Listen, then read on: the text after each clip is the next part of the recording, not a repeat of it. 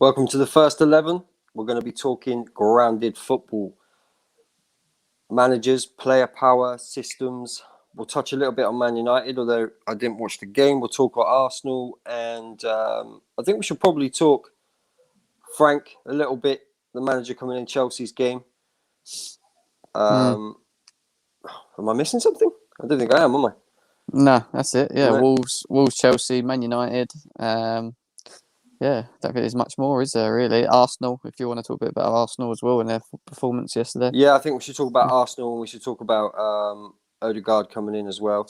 Yeah. Yeah, let's do that. Sounds good. Let's do...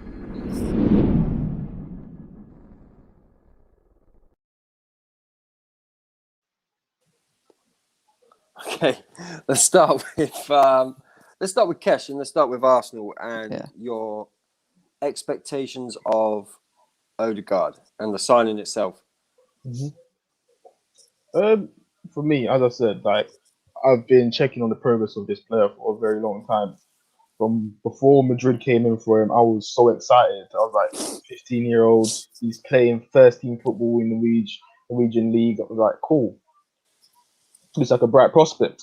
And at that time on a Wenger, a kid with that talent will always have a chance to break through to the first team. I was gutted when Madrid first took him. I thought, so close. And then watched him over the years, didn't really get his chance at Madrid, went out on loan. All his loan has been a success. So when I hear people saying, he's going to come to Arsenal, he's going to be like another Dani Ceballos and Denis Suarez, I'm thinking, if you actually know Odegaard's profile and you look at those two players, he's nothing like them. First of all, Odegaard is a number 10. Dani Suarez is a deep lying, playmaker of some sort, shall I say, but he doesn't really suit the league. So when it comes to playmaking, he doesn't really do that much. Denis Suarez came in, he was injured. He was never off a player with a high ceiling as such. It's just that he was at Barcelona, he had a bit of an hype about him, that was it. But if you actually check Odegaard and you look at the season he had last season, if you get that Odegaard at Arsenal, it instantly improves you. We was looking at we compared him, Dani Ceballos, and Ozil over his time at Arsenal over the last year or so. Ozil was making, I think, 2.2 big chances during that year. Odegaard was 2.2, Dani Ceballos like 1.6 or something like that. So you can immediately see the step up of the players that's at Arsenal right now when it comes to creativity. He had about, I think, 9 goals and 7 assists, something like that. Listen, I didn't get the outrage that I saw on the timeline saying that why are you getting a player on loan and things like that. I actually believe we're doing the right thing. Everyone would love for Arsenal to go and sign a player, but I don't think those players would be available that Arsenal could get right now. And what you don't want to do, you don't want to find yourself in a situation that because you're so desperate, you go and sign a average player for overinflated price, and then next thing you know, that's another deadwood back in the club that you've been trying to get rid of the ones that you already have. So I thought it was a smart solution. For me, I'm not putting too much expectations on him because, as I said, this is his first time in the league. It may take a few games for him to get up to speed with it. But what I am happy about is that we've now got a solution or a backup or just competition for that number 10 role between him and Smith Rowe. Some people are saying that, poor Smith Rowe is going to hamper his development. I'm thinking, mate, competition breeds success. Competition improves you. So you don't want a player that's just playing all the time because he's the only player that can fit that position, because that's when you decide to get complacent. You know, Man City, when they signed Sane, Foden's coming through the pipeline, you shouldn't sign Sane. Foden's playing off the left. It's not like he's playing as a 10 where that's his position, but they understood that they needed competition. Man City's got a lot of competition in that team. So it can only benefit us, you know what I mean? I've got no problem with the signing. Yeah. So I'm going to ask Jem this first, and then the same question to you. Are you worried about, or should Arsenal be worried, Jem, first, about signing a player that came on the market that they might not be in the plans. I know it's just a loan, but are fans expecting too much of Odegaard? We know he's talented, but in terms of him fitting into the side, the balance, what they actually know about the player, does it feel forced to you? Does it feel rushed to you, like a panic signing?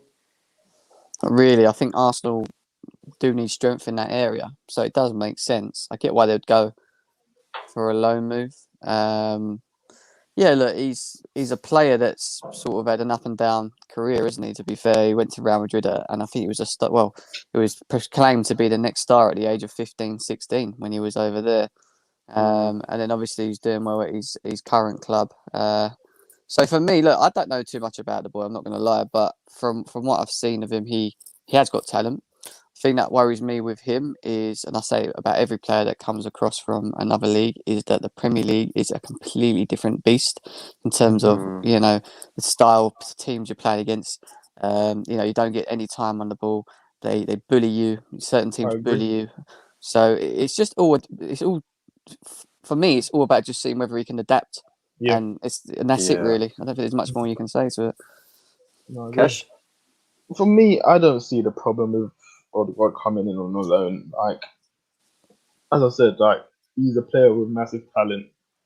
In terms of the fact that all players that you sign, there's going to be a risk of them coming over from a different league. As Jem said, the Premier League is a different ball game. It's up to that player to want it enough and put the effort in and apply himself. At the end of the day, Arsenal is not a team that's, say, challenging for titles or anything. This is just a team that needs to find consistency. So if he can come in and he can create a chance here and there, it's a plus. It's a difference compared to what we were getting, say 2 months ago when we wasn't creating any chances. I've got no doubt he's going to come in and create chances. Is he going to light the league up? Probably not. But as long as he come in and he puts in the effort and works hard, I'll be more than happy. In terms of people mentioning, oh, you haven't got a buy clause. At the end of the day, the way Arsenal's seen it, Arsenal's got other targets. They've got contingency plan. They're more looking towards summer where they're going to have a bulk of the wages off the thing, and then they can attack the market and probably get their preferred choices. What Odegaard is just a brilliant solution that came up at the right time. Because if you look at the people that we've been linked with, Julian Brent from Dortmund, he's not been doing nothing all season. Last game he played, he looked atrocious. When DR, yes, he's doing well in the Championship. He done well the previous season in the Premier League, but when he's recently signed a new contract and they're on top of the league, they're going to want to bite your hand off and demand up to 40 mil, which they're well in their right to do that.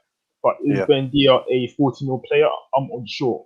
And what you don't want to do is sign a player for 40 mil, and then come the summer when there's better options out there, you then have regrets. You know what I mean? So it's a good solution. Like, I can't complain, as I said. And I know people keep comparing him to Daniel Ceballos, but if you actually look over Daniel Ceballos' season, like before Daniel Ceballos went to Madrid, he was a good player with high potential, but he wasn't lighting up league. He wasn't scoring goals. He wasn't assisting or creating a high number of chances. If you look at Odegaard's numbers, he's been creating chances. The 3 loans he's had, he's been creating chances. If you look at him last season, he was one of the La Liga's best players behind Messi. If you watch him against the Atletico Madrid, you watch him against the Madrid and Barca, he tore them 3 teams, the best 3 teams in that league, he tore them a new one the 3 times, the 3 times that he played them. So for me, that's a player that's got a ceiling. He's young. You have to remember, he is young. So it's not a thing where you're going to expect the finishing article. He's not the finishing article. You have to take it with a pinch of salt and let the guy come in and see what he can do. If it's a thing where he hits it off and he comes in, for instance, and he does similar to what Bruno does or something like that, there's no problem with paying what Madrid's demanded because you're clearly getting a quality player. Yeah, no, I'm with you there. Yeah, but that's if Madrid want. That's if Madrid want, don't want him back themselves. Because let's be serious, they're struggling themselves, aren't they? Really, at the moment. No, I understand. So say you get the best out of him, they might be like, actually, and they can he's gone keep to him. Premier League. Yeah, but do you know what I mean? It's just like I get it. It's not a loose situation for you guys because he can Mm. come in and be an absolute shocker and he'll just go and it doesn't matter. Yeah. Or if he can come in and be very, very, very good, and you're obviously to try and buy him. I mean, it would be Right. down to Real Madrid, isn't it, Jump to to say Madrid. you can have him, or Mhm. but then it just leaves you back at square one because then you've Yeah, got to because look. I know you've got if you, summer, but if you look at it this way, the reason why I don't think it brings us back to square one is because the three players that Arsenal's been looking at wasn't him. He wasn't involved in that. So they've got three targets. Like they're looking at a bit so at what's it called? Obviously, he's going to finish the league. They're doing quite well. They're still in the Mm-hmm. Champions League.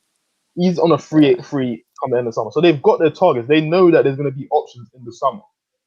If yeah, Odegaard yeah. hits it off, it's a plus. That's then four Yeah. targets that you can try sign. No, that Mm. makes sense to me, Kesh. That makes sense to me. Shout out to Agal, EGTV. Am I the only one who thinks footballers must be super tired with this year's schedule? For me, no, you're not the only one. Which is why I wasn't too annoyed if we were to lose to Liverpool, going out of the cup, because I think the teams that have to go further in cups, they stretch their squad a bit further, and it's such a congested fixture list. I mean, United lost tonight. That's which is bound to happen at some stage. But Kesh, Mm-hmm.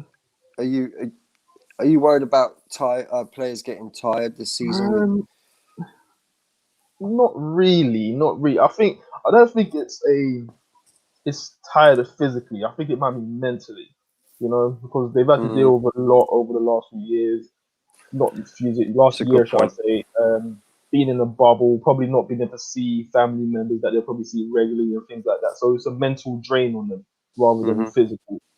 Yeah, Jem. When they're getting paid the money they should be doing, they shouldn't really be getting tired, should they? I mean, I know they train every day and they obviously look after their bodies, but for me, when managers moan, when clubs moan about having playing games, and it's within like 2 days of each other, I'm always against that because you should be able to play 2 games in 3 days, in my eyes. Like you guys are fit as a fiddle, you get paid to do it. Like it's not an excuse for me. Do you know what I mean? So for Yeah. me, I get what Kesh is saying on the mental side with everything going on with COVID, but from a physical side, nah, I don't agree. Yeah, I don't agree.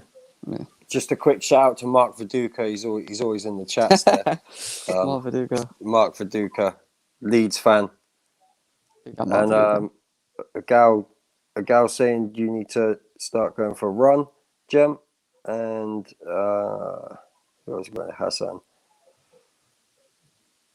Okay, missed that one. Danny, we were just a gal asked us a question. Am I the only one who thinks footballers must be super tired with this year's schedule? What's your thoughts on that? It's a level playing field for everybody. Yeah, Like, that's very true. It's a level playing field for everyone.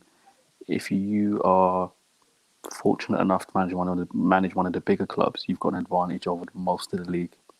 So, like, you can't be crying if you're a Liverpool, Man United, Chelsea, City manager when you have a tough game against Burnley with their resources.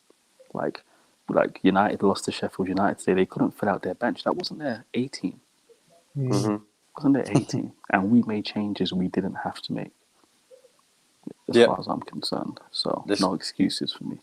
I didn't watch the game. No excuses. And another thing is, like, look, if you have a really tough schedule over 2 weeks, that's different. But more often than not, what happens is these managers have a tough week and they cry about that tough week. After that tough week, you get 4 days off. Like, do what you need to do in that period. Just keep it moving. I don't see it as an excuse, to be honest. Okay, cool. Shout out to Kai. Beating Sheffield isn't for everyone.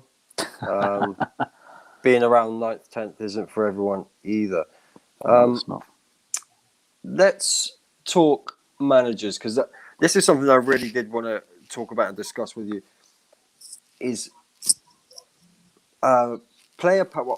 We'll try and wrap it into one. So player power. What sort of power managers have right now? Systems, and then we can take that into maybe what Frank wasn't doing or was doing at Chelsea and what Tuchel is expected to do and get out of these players. So, Danny, I know you wanted to touch on this as well. So, do you want to start with this? Where do you want to pick up on this? You tell me, man. Well, listen, it's our show, and I know you made the point of player power earlier, in our group chat. Well, look, in the case of Chelsea, they concede power to the players because they always pull the trigger on the managers. So, like, it's not even a conscious thing; it's a subconscious thing at Chelsea Football Club specifically, because they know, well, if we don't perform, we don't like the ideas of this coach. Roman will sack that manager and bring in another manager. Do you know what I mean? But other managers, like if you look at, Arteta could have been sacked, and if he was sacked, think about all the things people would have been saying at that moment, like 3-4 weeks ago, and everybody wanted him gone. It's the same things you're hearing about Lampard now. The tactical information wasn't going through the players. He was trusting youth players over senior. They said there was an issue with senior players at Chelsea. Well, look at Arteta. He's trusting youth players over senior players, and it's working. And it's working there because there's no player power at Arsenal. The fact that Ozil, at the start of the season, wasn't included in the Premier League squad indicated to the rest of those players, like, yeah, when it comes to player power, that's not going to work here. So it just depends on the football club. But listen, I made that mistake as a Man United fan with Mourinho. I backed the players over him. I'll never do that again. It's the only time in my life I back players over a manager. I'll never make that mistake again. I'll never make that mistake again.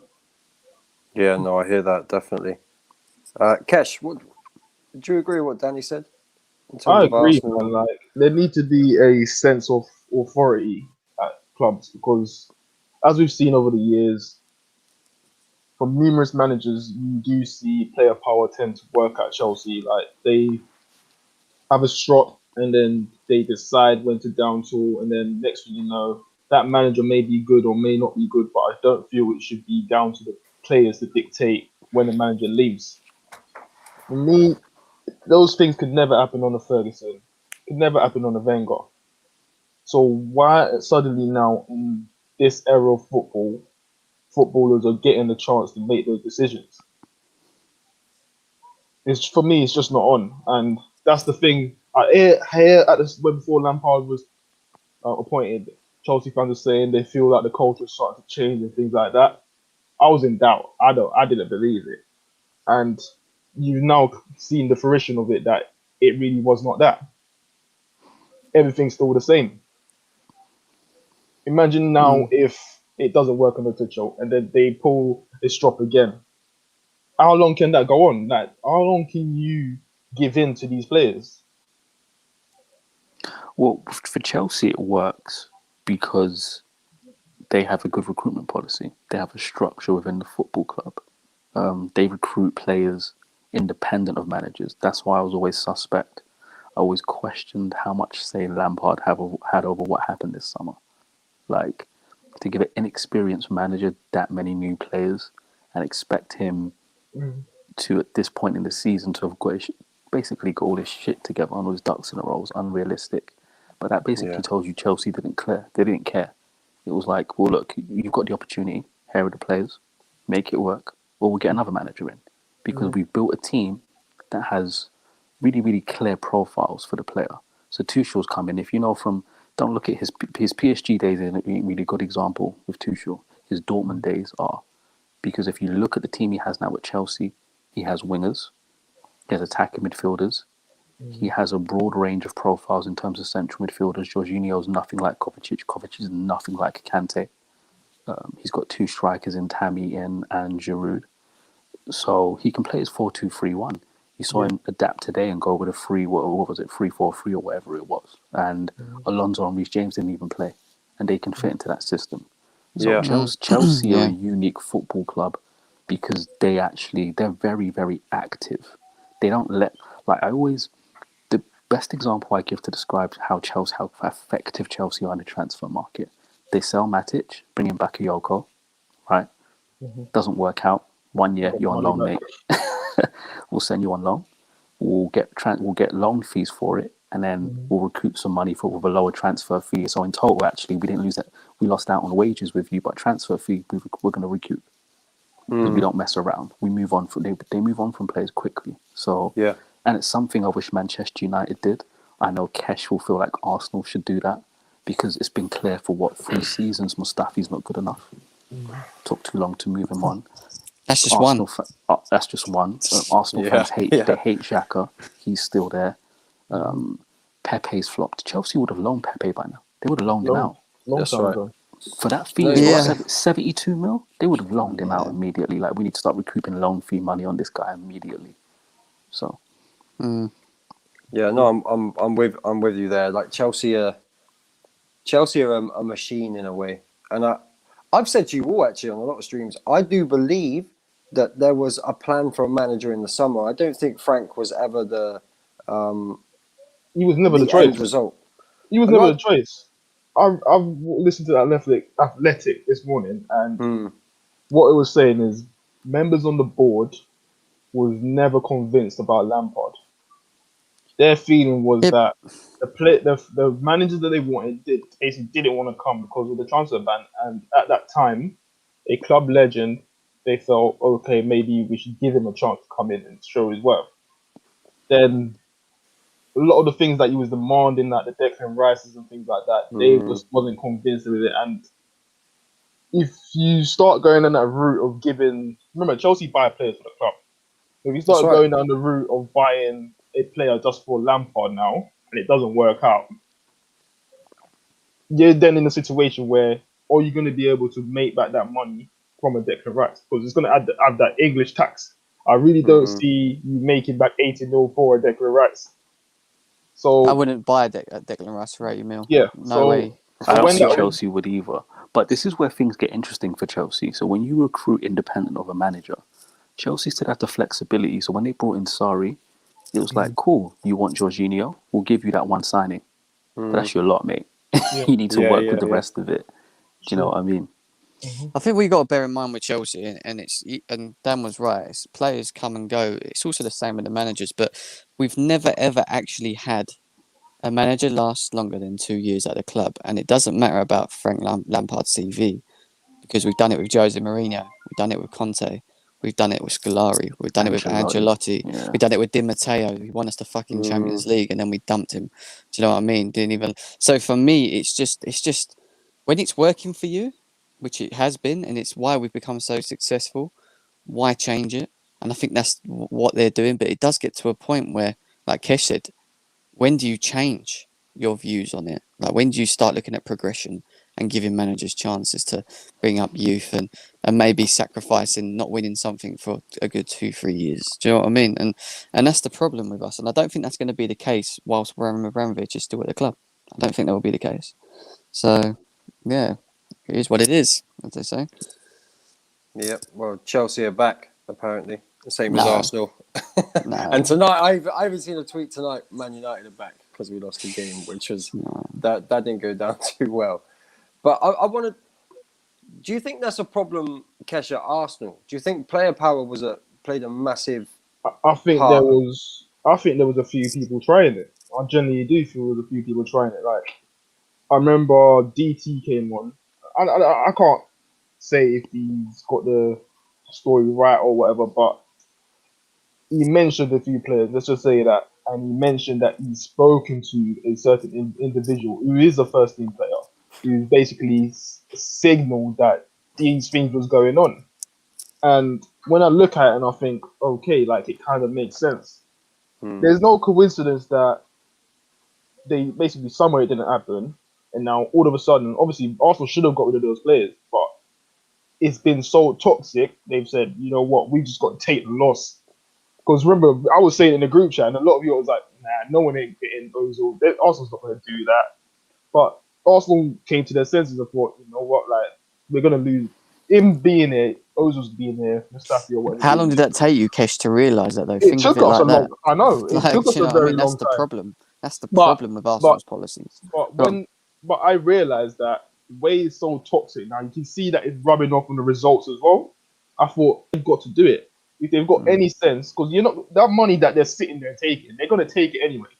So you come to your senses and you say, you know what, take the L and you move on, and they've done it. And I never want to see something like that at my club again. Like, for all the years I've been supporting Arsenal, I've never known of us to have a toxic relationships in our change room ever. Mm. So I don't want to see player power ever at this club. Are you not worried about? For me, with Arsenal, if I was an Mhm. Arsenal fan, I'd be really worried about the wages that players are put on. That I personally I see as deadwood, like the Mhm. Williams. I do think Aubameyang's on way too much money. Mhm. I really do. Is is that gonna hinder you in being able to sign these top players? And because you But need to buy first team players, right? I'm confused though because I've always thought William was on 130, Mm, but lately I've been seeing them saying it's 130, not 230. So I don't know if right. he's on that much, but the Aubameyang one now, I've always said Aubameyang should never. I don't want to ever, personally for me, I don't care who you are as a player. I don't want to ever see Arsenal go above 250 for a player.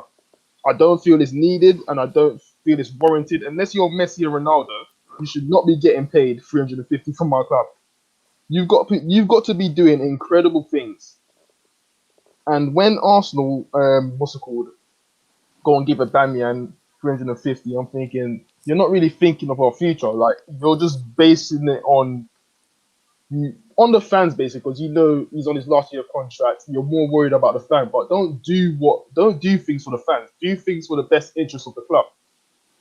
And we've seen them do it with Ozil because they did Sanchez when Ozil's contract was running out. They thought we can't lose both of them, and they put us in a very bad situation. Because if we never gave Ozil that contract, we could have moved on. Yes, we would have lost out because you spent the money and didn't make anything back off it, but you could have restarted a project 3, 4 years ago. We're now 4 years now further in the future, and we're still behind because he's only just leaving the club now. Now, what you've got now, you've taken a lot of that wages off now with the Mustafis and things like that. And I was speaking about to fans today about the Lacazette being on how much he's on, and I'm saying, listen, Lacazette is not consistent enough for me, and I don't really want him to be getting a new contract. If he's going to take a new contract, you've got to demand that he's going to be getting a huge wage reduction if he wants to stay here. which If never he, happened.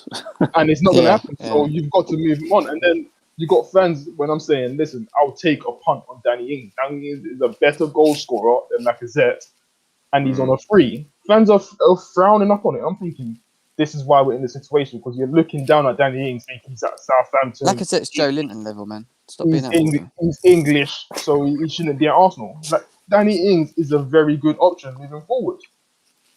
But to a Yeah, bigger yeah. point, when you make signings like that, you're not creating a problem you can't solve very easily.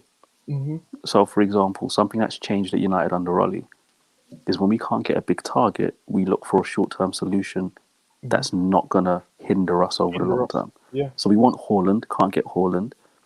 We reached out to Bournemouth for what's his name for Joshua King. Hmm. They tried to mug us off and demanded like 40 mil. Was like, nah, we'll go get this random Nigerian guy from the Chinese league.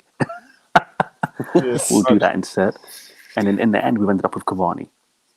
If we invested, say, imagine we went and got that player that Real Madrid got, Jovicic, right, and paid 50 mil for him. Who's not? We'd be lumbered with him right now Yeah. as an Yeah. alternative to Haaland. That's why you like the Danny Ings one, like Kesh said. That's a good signing, man. It's these, you know what it is? It's these snobs, man. Like Yeah. that's a signing top English football clubs made all the time in the 90s and early 2000s. Who's doing well for a mid-table team scoring goals? If he can score against mid-table clubs in the Premier League and for a mid-table team, he can come do that for us. And not Oh only yeah. that, he'd love the opportunity to play for an Arsenal or a United, so we don't have to pay him that much. If it doesn't work out, we can actually move him on because his Yeah. wages aren't too I mean, he high. played for Liverpool, didn't he? But he He's on. got a massive Listen, injury, didn't Yeah, he? but he's So, like top clubs need to start looking at, especially with contract renewals as well, right? When a player is going to start exceeding their value. So with Aubameyang, he was worth that money based on because he overachieved in an yeah, underperforming team. yeah, But how long was that going to gonna continue? last. And that's when you should have said, you know what? Nice to see you. Thank you very much. Nice to see you. Yeah. Nice, you've done well. But you're not going to keep doing this in an underperforming team. We're going to move you on. We're going to rebuild. We're going to go get a player for 40 mil, and he's going to be making half the wages that you're making. Yeah, You could literally. have yeah. Dembele. Where did Dembele go to from Leon? Where did he go to? Atletico I love on a loan. Atletico on a loan. On a loan before a permanent. Arsenal Yeah. could have done that. Instead, you go and get guys like Odegaard and guys like that. Run through Yeah. the youth players as a stopgap instead. But you could have got a first team player. Hear that? Yeah, no. I'm with you on that. I Arsenal especially. I thought for a long time. I've said to you many times, Kesha. I thought they should be looking at players in the Premier League from lower down the table with a bit more experience in there, a bit more drive. Like I honestly think a top club should probably look at Ward Prowse as an option if you're struggling. I think thing is that's the thing. I do believe that we will this summer. I genuinely do believe from the stories that I'm hearing coming out of the club, and Arsenal for years have not been a club where you hear proper stories of players linked where you thought, yeah, nah, this is probably real. Like nowadays, you hear things and you think, yeah, no, I can see that's the player that they're looking at. Like, so when you see them saying about Basuma and things, like, I believe it. And I believe the summer is the year that we will attack it. Whether we pull those targets off or not, I don't know, because obviously I don't trust the dude, and he's not exactly got evidence of doing this role that he's doing. But I do believe we will target those players. Whether we get them is a different story. You've targeted players for ages, man. You were meant to get Ziyech before he came Chelsea. You're not But meant to get, but you was interested in understand, looking at him. but You didn't bother the him. but it's a Like, you different. guys are always interested in people, but you It's don't different actually. people that was in charge at that time. Like it's different people. It's people that was more interested in using their contacts rather than actually going and signing players that are recommended. So we had Raul in charge, and listen, there's no doubt that Raul was doing shady business because when Stan Kroenke sent his auditor come and audit what's going on at the club, he got sacked immediately, and that was based on the Pepe deal as well. So you can tell that the people that was appointed previously just wasn't good enough. Good enough, yeah. Yes, I understand we made a mistake in signing the likes of Willian, but I kind of understand it, but I just feel that they offered too much. The reason why we signed Willian is clearly because when we was targeting our and Partey, it's clear that we wanted both, but the money just wasn't there at this moment. We ended up signing a Gabriel. We ended up signing a Partey. Those are players. If right now Arsenal could sell on and make a profit, for years we was buying players that we wasn't going to make a profit back because it either wasn't good enough or they come in straight away and they just didn't perform. Now you sign a Gabriel, you sign a Partey, you can actually look at it and think, okay, that's better quality. Now the summer, you're going to have more money because you move players on.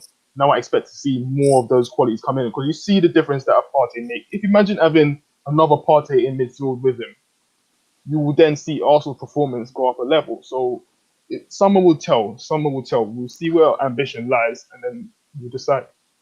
Kesh, I'm curious. How long is Willian's contract? It's 3 years. 3 Oh years. my! He's going to How win the old is he? Champions League in that as well. Do you remember? This is what I'm saying. How old is he? Atrocious. How old is he? 31 or 32, something like that. Oh my god! It's atrocious. 32. Atrocious He's this 32. Like this is the You're gonna have thing. to take the L.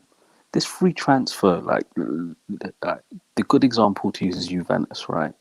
The free transfer thing makes sense because you save money on a transfer fee, but it doesn't make sense because football clubs use clever accounting to spread the cost of the transfer fees anyway. But wages are real. Wages, you can't. There's no clever accounting with that stuff unless you're Barcelona and you're doing offshore payments to Neymar's various 25 companies to hide what you're really paying him. But to make that commitment over 3 years guaranteed, let's just say it's 200 grand a week. That's professional. That's financial malpractice. That's ridiculous. disgusting. Because That's it's guaranteed. It's a guaranteed commitment. Whereas, so I'll give Juventus as an example, right? This is Juventus doing it good, and this is them doing it bad. They got Sami Khedira on a free transfer, right? But they got him on a relatively low wage and around 100 grand a week. Nothing crazy. Excessive for some clubs, not for every club. Yeah. Then several years later, what do they go and do? They go and put Aaron Ramsey on about 350, and then they go and put Rabiot on 200 plus. Yes. After they've gone and give Ronaldo 25 million after tax. Yeah. Yeah. Because they thought, you know what? Let's not. We don't have cash right now because Ronaldo's bleeding us dry. So let's go and commit 4 or 5 year deals to Rabiot and Ramsey. That's a combined total of around £500,000 a week, £600,000 a week on those two, and they're regretting it right now. You know what? Their cash flows are low. Everyone does it though, don't they? COVID has made it worse as well. But Chelsea don't do it because Chelsea know if Chelsea are going to go sign a player for 30, 35, 40 million pounds who's unproven, he's not getting more than 120 grand a week. Yeah. He's not. You know what it is? I think Arsenal thought it was smart in the way Yeah, they but then tried we to do structure stupid the things deal. like having Kepa for 70 million, and now we can't get rid of him, and we're losing Because value on him. So, Yeah. what do you know I what I mean?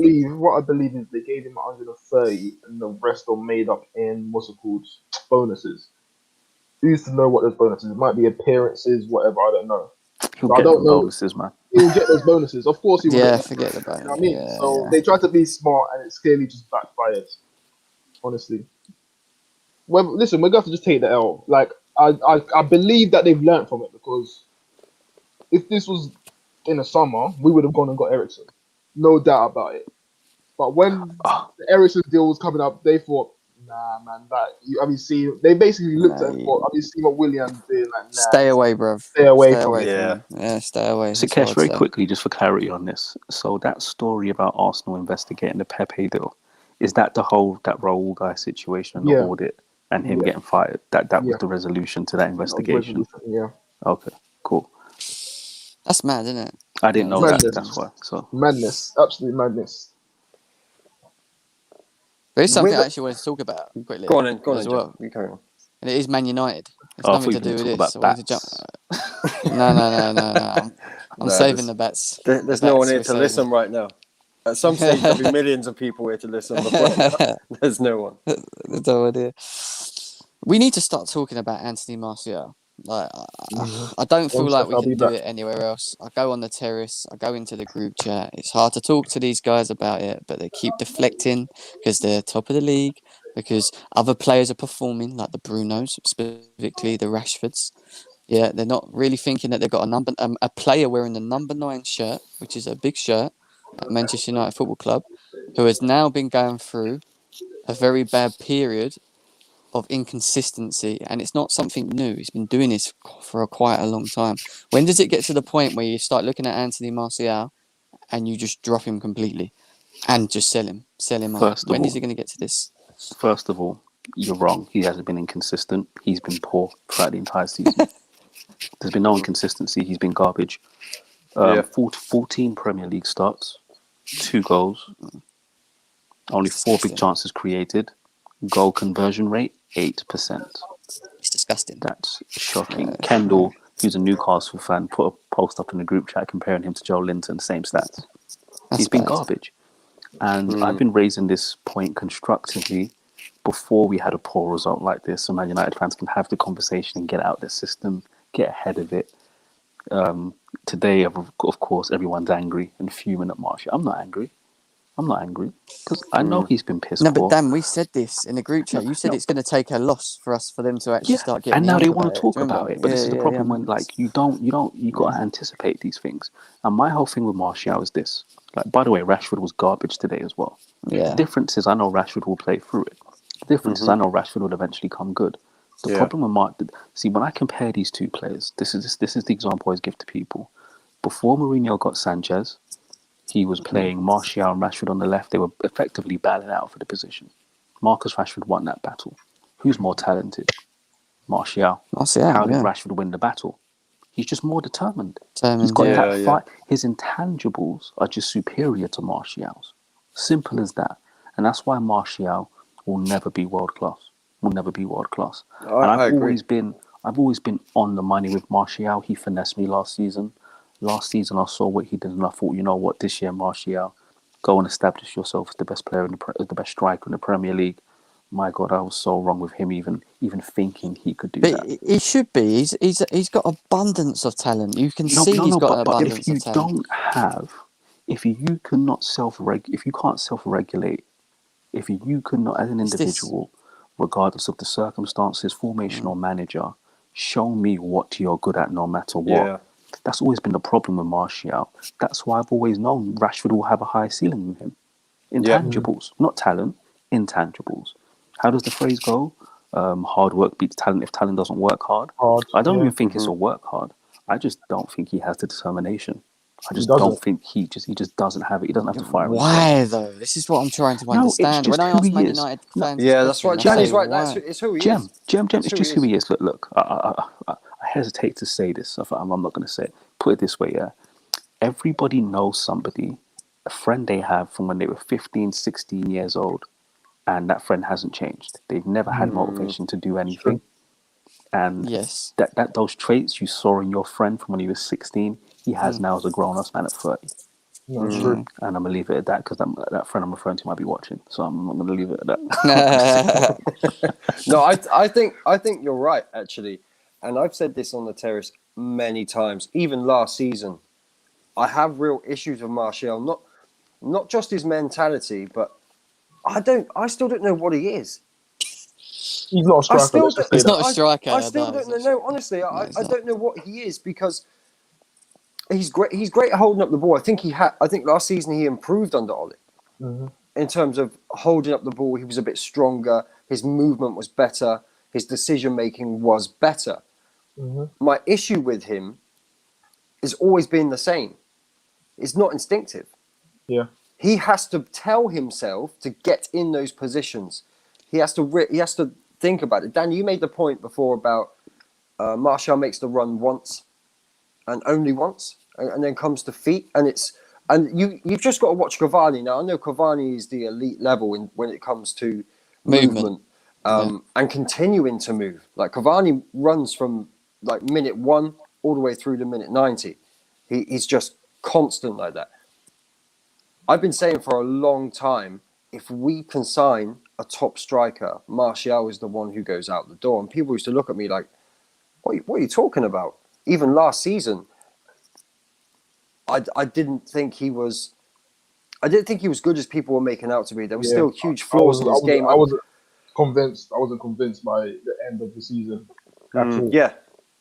There were flaws in his game, but the flaws in his game tell you he's not a striker. So the Martial FC guys will tell you he is. Yeah. Especially if you're a Manchester United fan and you're of my age. I'm referring to a particular YouTuber who's around my age who should know better. But these guys are Martial FC. If you grew up watching Andy Cole and Dwight York, Ole Gunnar Solskjaer and Teddy Sheringham, right? York and Cole, kind of similar, but York was a much better football player. Solskjaer, nothing but a poacher. No hold-up play. Can't beat people one-on-one. In the box, deadly. York, in the box, deadly. But a bit more nuance to his game. Andy Cole, lethal in the box. Teddy Sheringham could score headers in the box because he had that movement. But hold-up play, link play as a second striker, phenomenal. Van Nistelrooy, in the box guy. Javier Hernandez, shocking first touch. Worse than Lukaku's, by the way. The best poacher ever. Because poaching-wise, one-on-one finishing-wise, great. Yeah. So you have the references for what a proper striker does in the box. All the pretty stuff that Martial does, and this is my biggest problem with him, everything he does is difficult. Everything he does is low percentage. Executing 1-2s on the edge of the box or even anywhere in the final third is difficult. That can't be the foundation of your game. I need to play 1-2s. The foundation of your game can't be, I need to take 3 touches to spin the defender on my back. Then as soon as I do that, I'm going to run it, man. As opposed to taking 1 touch, settle it, pop it back into midfield, let the team get up the pitch. He doesn't do that shit. He doesn't do that.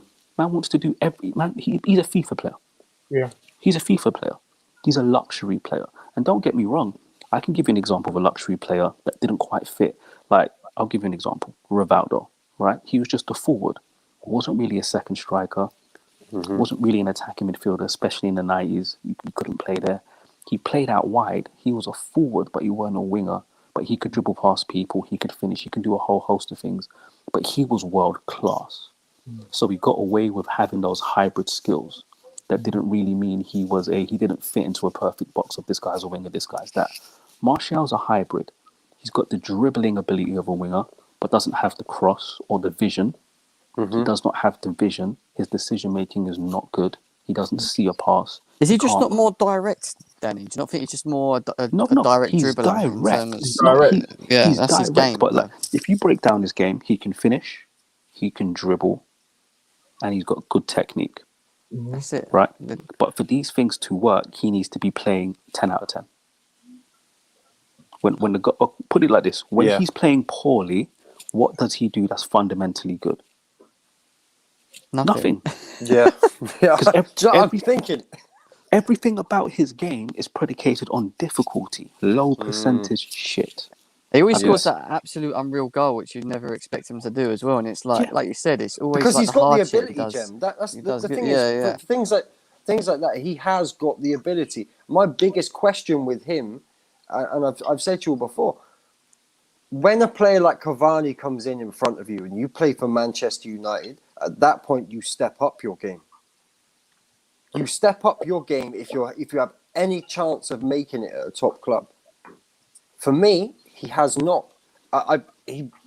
He's very withdrawn when I look at him. He's not there. He hasn't got That that grit, that fight about him. Yeah. Even if you're not scoring goals, I want to see you working hard. I want to see you getting in those positions. Indiana. Yeah. Do you know how I describe it? And some people don't get it, but like, have you ever seen like what a fiend, like what a crackhead looks like when they need a fix? Yeah. Do you know, I describe Luis Suarez in this way. He does things where I'm like, how the fuck have you got away with that? Like half-chance situations. Because he's like, nah, I need this. Like, I'm going to win this 50-50 battle. I've got no chance of winning. And then I'm going to do this crazy shot from out of nowhere. He's at it. Unpredictable as well. Yeah, but Martial's just not at it. He doesn't have that fight. He's got no urgency. Yeah, he's not clucking for anything. Everything's just. Let's be serious though. Does he really need to start in this Man United squad? When you look at it, you've brought Diallo in now as well. If this guy fires up, he's going to be like fourth choice, bruv. Gem, I've got to the point now where for me, Greenwood needs to be moved to the striker position. Cavani and Greenwood should be our strikers. Yeah. Martial should be benched, and he needs to be just put a TBC on him.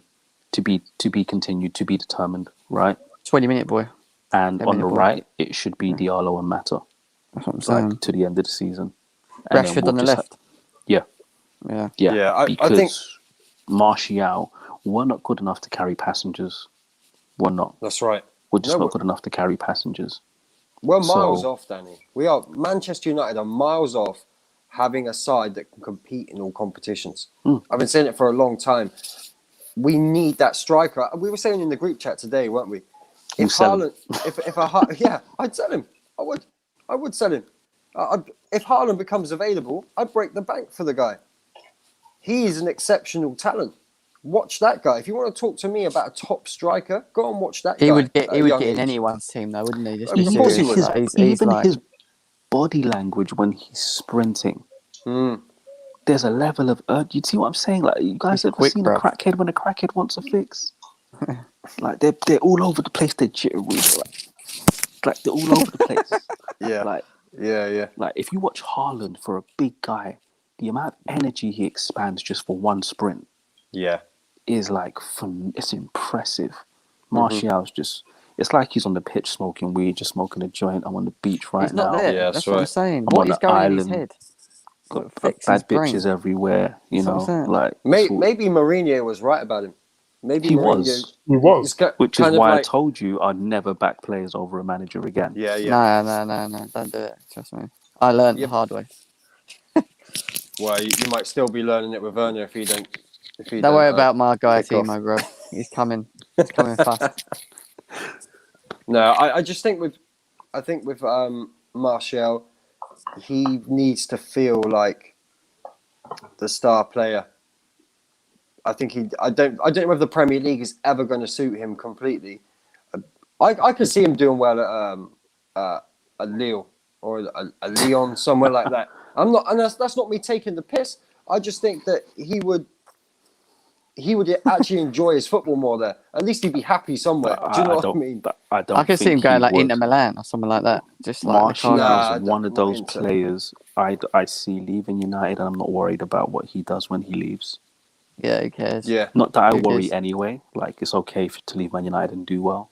But he's one of those guys. When he leaves us, he's gonna realize, man, I missed it. I let it pass me by, and it's all on me. It's all on him, as far as I'm concerned. Yeah. No, I'm with you. I'm with you. There's with Martial, you just know that if he wants to turn it on, the level jumps up. It's not like there's a switch with him. I feel like there's a switch with him, and when it's turned on, he's unplayable sometimes. He's there. Sometimes he is, but I still don't think he's an elite level striker. No, he's not elite. I think he's there when it comes to running in behind. I think he's there I want to see him running at players. That's where he's dangerous. When he's not got that confidence to run at players, I'm not sure what more he offers. I don't think he wants it enough. I generally don't think he wants it enough. I feel when you talk about the elite of the elite, you've got to want goals. And you know what? This reminds me of, like, I think it was Diaz that came out the other day. He said, listen, the art of defending, like, I want to defend. Like, that's something you got to want. The role that you play in your team, you've got to want it. If you're a defender, you got to want clean sheets. If you're a striker, you got to want goals. Goals is what define You got to your be hungry, type Cash. as a striker. You got to be hungry. And I've always said it about the likes of Lacazette and that. I don't feel like these strikers are hungry enough. They just play for the sakes of playing. That's all they do. And They let for the years, game has to come to me. for years, Yes, right, yeah. for years, I've heard the likes of Arsenal and Man United go back and forth about who's better. But I'm thinking, cool, you can say who's better. They've both got to believe. I don't really care who's better because I just know that these two strikers are not the ones to push you to a title challenge. They're not. Because when the going gets tough and you need your strikers to be there in those moments and get those winning goals, they haven't got it. Yeah. No, I'm with you. Listen, we're gonna wrap up, but because Jem, I know you got to go as well. And my phone's Real quick, Cam has a question for us. He wants smoke. Go on, let's go. Where is he? This one. Yeah. Well, I think Arsenal are the favourites, to be honest. There's They no are the smoke. favourites. There's no smoke. We'll leave that for the preview, innit? Come check out the preview on the terrace. Come and check that out. But everybody's links for their socials and channels are in the description. Make sure you hit the like, share, subscribe, do all of that. Back on this channel Friday for Fraud Watch, which should be a good show. Apart from Jem can't make it, but Kaya just have to work a little bit harder on the show. I'm sure he'll come out with some madness. But listen, thanks for tuning in, people, and we'll catch you Friday.